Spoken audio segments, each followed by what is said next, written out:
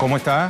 Ya está en el aire, temas del día. Acompáñenos durante los siguientes minutos. Y en primer lugar, le invito a que responda a nuestra pregunta en Twitter. La tenemos aquí. ¿Quiénes estarían detrás de los nuevos actos con daños a infraestructuras en Bolivia justo después de haber avalado el Poder Electoral la postulación del presidente Evo Morales para las presidenciales de 2019? ¿Realmente se trata de marchas estudiantiles? Opine. Nuestro primer tema del día se genera en Venezuela. El presidente Nicolás Maduro ofreció una rueda de prensa más temprano con medios nacionales e internacionales. El mandatario denunció nuevos planes de golpe de Estado que desde Estados Unidos se desarrollan contra este país suramericano. Le vamos a ampliar. A denunciar el complot que desde la Casa Blanca se prepara para violentar la democracia venezolana, para asesinarme y para imponer un gobierno dictatorial en Venezuela. Ha sido asignado el señor John Bolton nuevamente como jefe del plan del complot para llenar de violencia a Venezuela y para buscar una intervención militar extranjera, un golpe de Estado, asesinar al presidente Maduro e imponer lo que llaman ellos un consejo de gobierno transitorio. El presidente Maduro develó pruebas de los planes de Washington que buscan perturbar la vida democrática en Venezuela. El mandatario aseguró que hay un complot internacional, lo escuchábamos, un complot incesante para socavar la democracia y crear condiciones para justificar una intervención contra la nación suramericana. Respecto a las declaraciones del futuro vicepresidente de Jair Bolsonaro sobre una posible intervención militar a Venezuela, Maduro aseguró que las propias fuerzas militares de Brasil rechazan tales intentos. Porque el pueblo de Brasil y las fuerzas militares de Brasil quieren paz y cooperación con Venezuela. Nadie en Brasil quiere que el gobierno entrante de Jair Bolsonaro se meta en una aventura militar contra el pueblo de Venezuela. Nadie en Brasil. Y nos ha llegado buena información, compañeros militares de Brasil, muy buena. Bolton desesperado, John Bolton, asignándole él misiones para provocaciones militares en el sur de Venezuela, en la frontera con Brasil. Y en este mismo contexto, el presidente Nicolás Maduro mostró datos sobre la guerra mediática que persiste contra Venezuela y se gesta desde Estados Unidos. De acuerdo con las estadísticas presentadas por el mandatario, desde el 1 de enero de este año hasta el 8 de diciembre se han publicado en medios de comunicación estadounidenses un total de 4.142 noticias negativas sobre la nación suramericana. Madeleine García nos tiene otros pormenores desde Caracas. Te saludo, Madeleine. Has estado muy pendiente de esta rueda de prensa con medios nacionales e internacionales. El presidente Nicolás Maduro, ¿qué otros temas resaltó?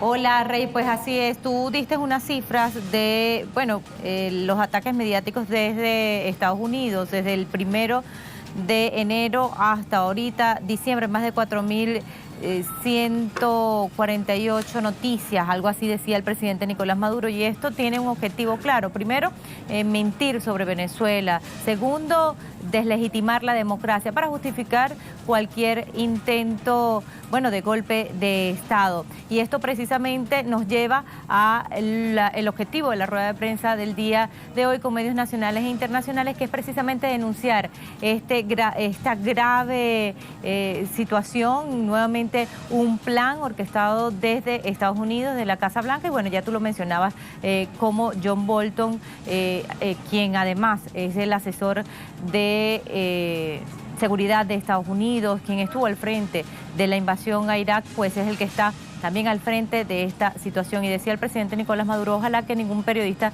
me tenga que preguntar después si yo estuve al tanto de esta situación y que si yo tenía información para volverle a decir, como dije también el 4 de agosto, que yo sí sabía lo que iba a ocurrir y que habían planes para asesinarme, y fue cuando ocurrió lo del dron. Así que el presidente Nicolás Maduro, frente a todo esto, entre otros puntos, dijo, yo estoy dispuesto a dialogar.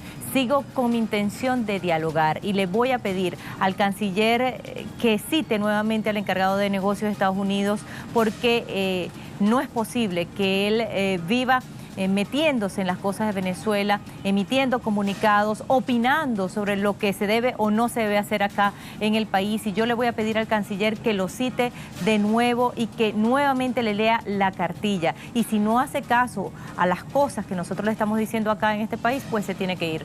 Se tiene que ir de Venezuela. Así lo dijo el presidente Nicolás Maduro, al mismo tiempo que dijo que él estaba dispuesto a conversar en cualquier término nuevamente con el presidente de Estados Unidos, y que esto no quería decir que hubiese una debilidad en Venezuela. Esto quería decir que Venezuela defiende la paz, porque precisamente la democracia es poder convivir en medio de las diferencias. Y también habló del diálogo con la oposición venezolana. Nuevamente las cartas o las puertas abiertas, el camino abierto, Rey, para este diálogo.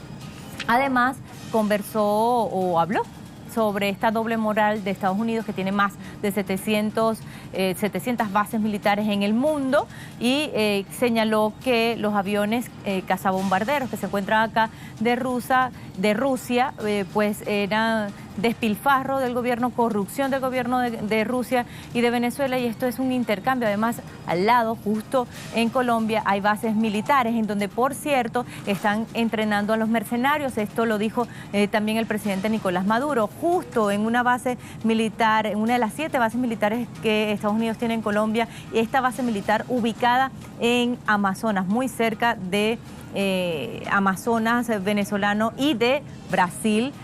Pues se están entrenando estos mercenarios. Y en el norte de Santander, muy cerca de Chinácota, en donde se entrenaron los terroristas que participaron en el intento de homicidio, en el magnicidio en grados de frustración el pasado 4 de agosto, pues muy cerca de ese municipio de Chinácota está otro municipio en donde están entrenando a 734 mercenarios entre colombianos y venezolanos para poder desde allí generar falsos positivos y vestidos con uniformes militares de la Guardia Nacional venezolana, generar esta situación de confusión para lograr intervenir y, bueno, hacer cualquier cosa acá en Venezuela. Dijo que el gobierno de Venezuela comenzaba, o su periodo comenzaba nuevamente el 10 de enero, cuando será juramentado, porque él fue electo constitucionalmente el 20 de mayo y que hay que respetar esa decisión del pueblo de Venezuela. Todo esto lo dijo el mandatario nacional hoy en esa rueda de prensa, Rey. Excelente, Madeleine, este resumen informativo, además que sobre la base de tus investigaciones periodísticas in situ, muy bien puedes dar este contexto a la audiencia de Telesur. Hasta muy pronto, Madeleine. Madeleine García, desde nuestra sala de prensa. Vamos entonces a recordar nuestra pregunta en Twitter.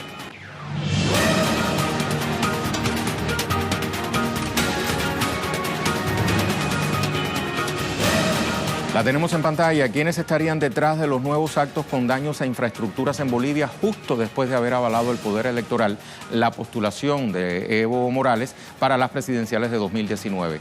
¿Realmente se trata de marchas estudiantiles? Opine.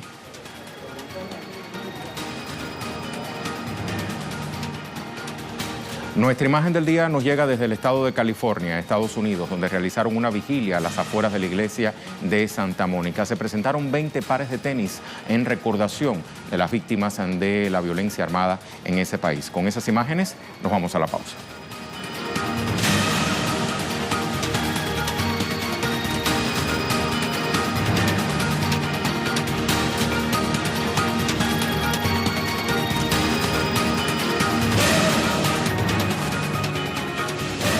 Estamos de regreso. Bolivia, de ese país vamos a hablar a continuación.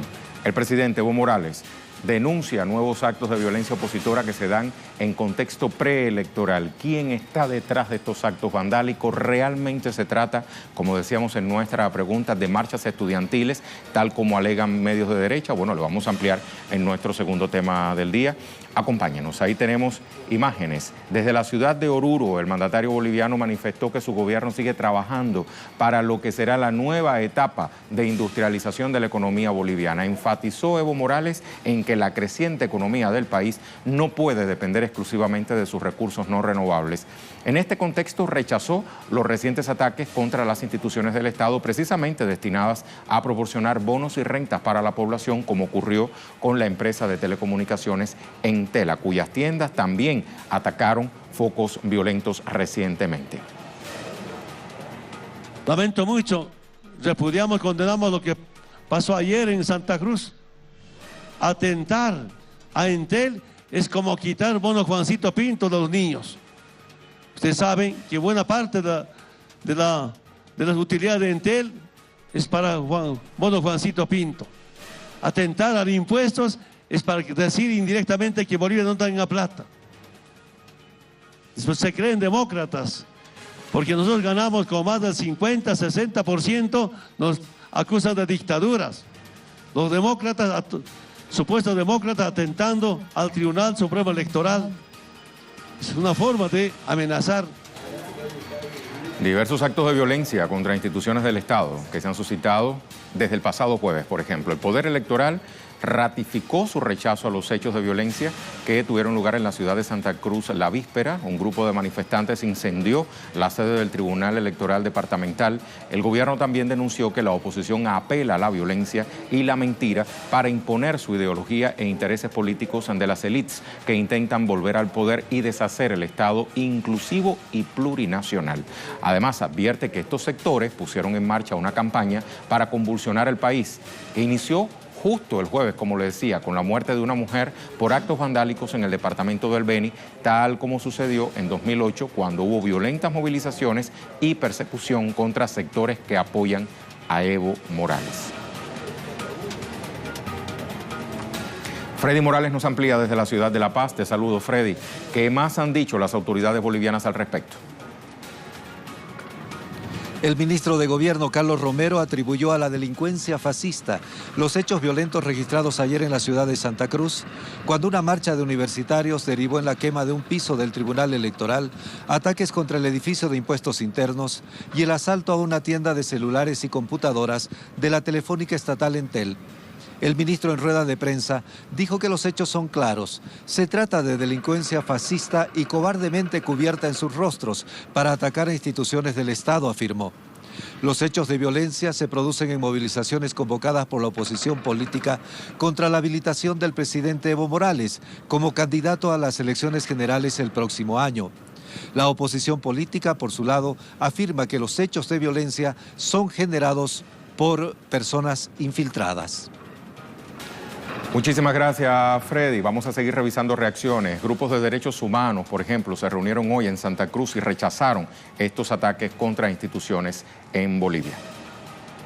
Estamos muy preocupados por la situación que se está viviendo en estos momentos. Hemos ido a inspeccionar, hemos mirado bien de cerca, es decir, que rechazamos todo este tipo de violencia.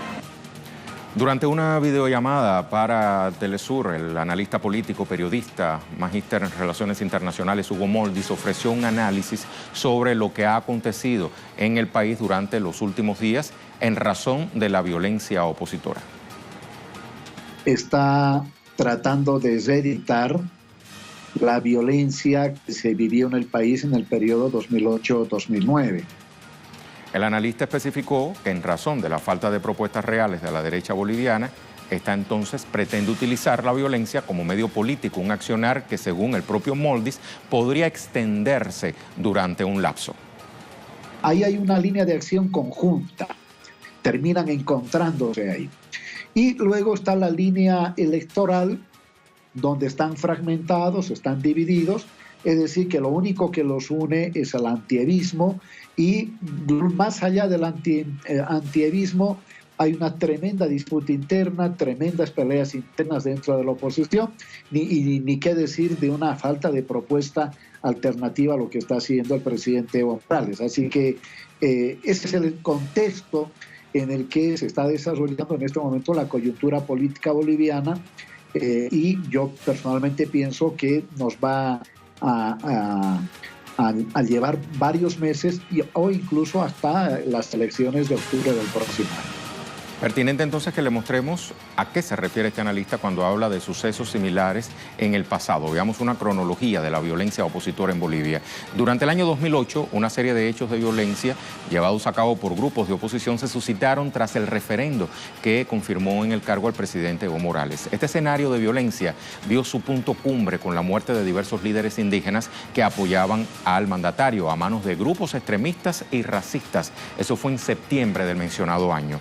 Situaciones Acusaciones similares de violencia fueron realizadas por la oposición durante 2009, cuando fue aprobada la nueva constitución del Estado plurinacional y fue reelecto el presidente Evo Morales.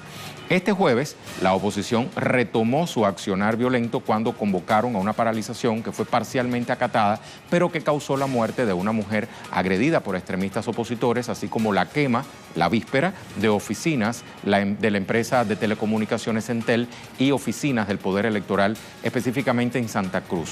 Todo ello tras el anuncio de la repostulación de Evo Morales y Álvaro García Linera para optar para otro periodo de gestión.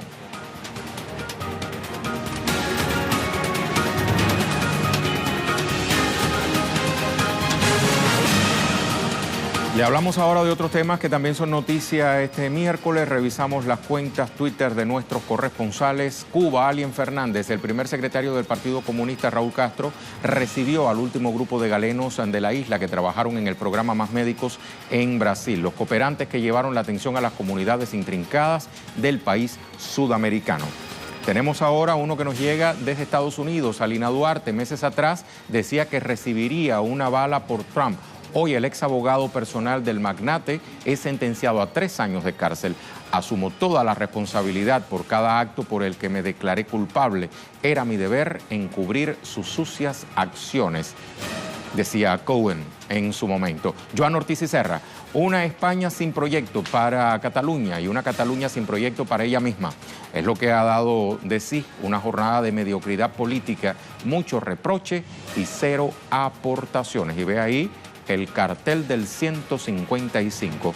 Por último, nos vamos a Francia. Actualizamos con Sergio Rodrigo. El Elíseo baraja la posibilidad de declarar el estado de emergencia luego del reciente tiroteo en el mercado de Navidad de Estrasburgo y previo a las protestas de este fin de semana de los Gilets jaunes. Vamos a escuchar a Sergio. El gobierno francés baraja. Muy buenas noches, un saludo muy fuerte a toda la audiencia de Telesur. Bueno, aquí en Francia el ataque producido anoche en Estrasburgo y que deja más de 300 policías en la zona buscando al supuesto autor, hace que ahora el gobierno francés baraje la posibilidad de declarar el estado de emergencia en este país. Ya se había hecho hace unos días, se había amenazado por parte del gobierno de declararlo por los motivos de las protestas de los chalecos amarillos y parece que ahora lo está estudiando ante este ataque que se ha hecho cargo grupos antiterroristas de la policía francesa. Hay indignación sobre el tema porque se produce en un momento de una tensa protesta en las calles de Francia. La indignación sigue y para ello, como digo, se han convocado nuevas protestas. El próximo viernes hay convocada protesta por parte de los sindicatos que han llamado a una gran protesta en todo el país y que se va a centrar en la Plaza de la República de la capital francesa, pero también hay nuevas protestas de los chalecos amarillos. Será el sábado en los Campos Elíseos, aunque se repetirá en numerosas ciudades de toda esta nación que sigue inmersa en estas protestas contra las políticas neoliberales del gobierno de Emmanuel Macron.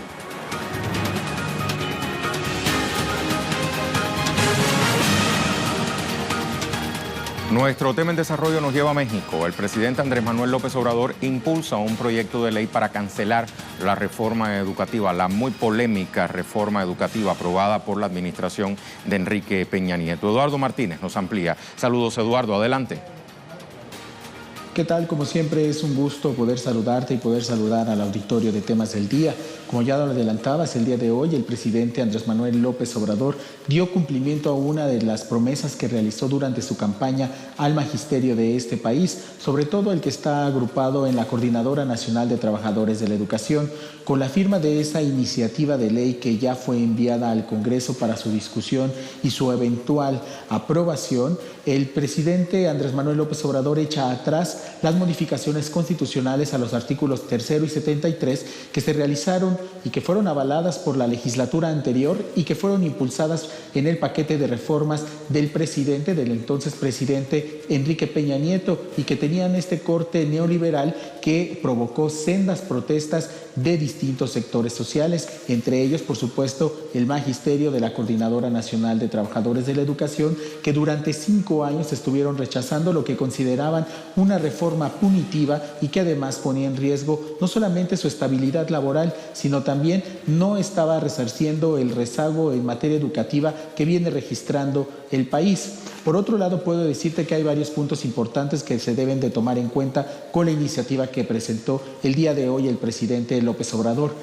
Por un lado, se desaparece el Instituto Nacional de Evaluación Educativa, que era precisamente una de las demandas principales del magisterio disidente, quienes consideraban que la evaluación que se estaba aplicando era estandarizada y que no se adaptaba a las condiciones de trabajo de cada una de las regiones del territorio mexicano. Por otro lado, también se establece que el derecho a la educación será para todos los niveles, desde el preescolar hasta el medio superior y también los estudios superiores. Por ello, anunció que se estarán construyendo cerca de 100 universidades para poder garantizar el acceso a todos los jóvenes a este nivel superior de educación. También establece que se estarán aportando más recursos para este objetivo educativo y, por supuesto, también se estarán tomando en cuenta todas las opiniones de los distintos sectores involucrados en el proceso enseñanza-aprendizaje. Es decir, para la conformación de esta iniciativa que ya fue enviada al Congreso, se tomó en cuenta las aportaciones, por un lado, de los docentes, de los padres de familia, pero también de los alumnos, algo que no había ocurrido con anterioridad. Estas son las generalidades de la iniciativa que el día de hoy el presidente Andrés Manuel López Obrador firmó y que estará poniendo ya a consideración del legislativo. Muchísimas gracias, Eduardo. Vamos ahora a recordar nuestra pregunta del día y tenemos respuestas.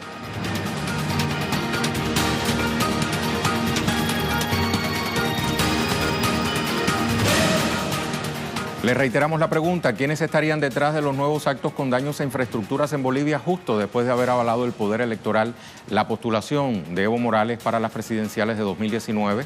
¿Realmente se trata de marchas estudiantiles? Opine, vamos a ver una primera respuesta. La ofrece Julio.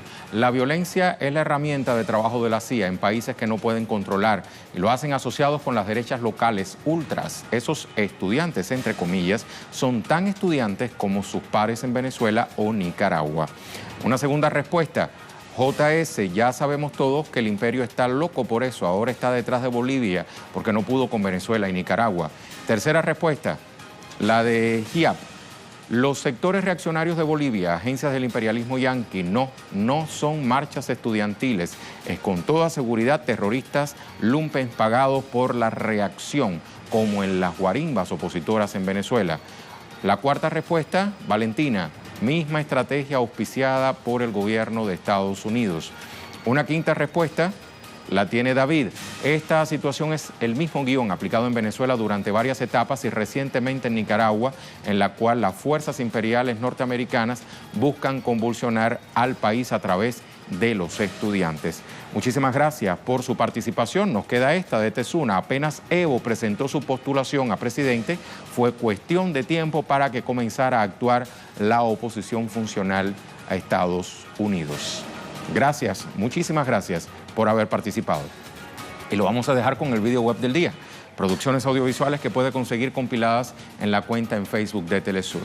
Venezuela se encuentra a la par de la vanguardia tecnológica del mundo. Es por eso que ha decidido apostar por el sistema ruso GLONASS, sistema global de navegación por satélite. Aquí le mostramos de qué se trata. Con esas imágenes despedimos por hoy Temas del Día. Muchas gracias.